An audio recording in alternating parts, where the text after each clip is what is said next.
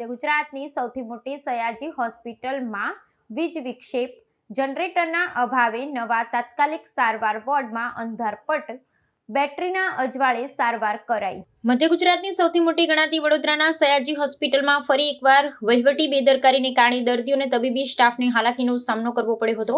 Hospital દ્વારા તાજેતરમાં જ દર્દીઓની સુવિધા માટે 16 બેડનું નવું વાતાનુકૂલિત તાત્કાલિક સારવાર વિભાગ શરૂ કરવામાં આવ્યો છે। જો કે આ વિસ્તારમાં જનરેટરની સુવિધાના અભાવે વીજળી ગુલ થઈ જતા સમગ્ર વોર્ડમાં અંધારપટ છવાઈ ગયો હતો।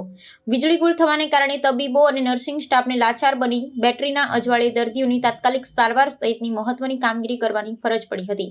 નવા શરૂ કરાયેલા એર કન્ડિશનરમાં વીજળી જવાથી વાતાનુકૂલન બંધ થઈ ગયું હતું, જેને કારણે દર્દી અને તેમના પરિવારજનો ગરમીથી પરેશાન થઈ ગયા હતા।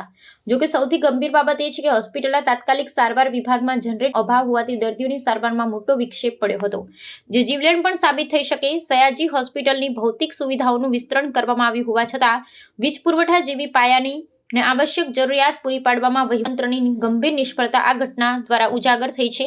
સદભાગ્યે થોડા સમયના અંતરાલ બાદ વીજ પુરવઠો પુનઃ કાર્યરત થતા તબીબો, ગંભીર હાલતમાં રહેલા દર્દીઓ અને તેમના પરિવારજનો સહિત સમગ્ર સ્ટાફે રાહત અનુભવી હતી।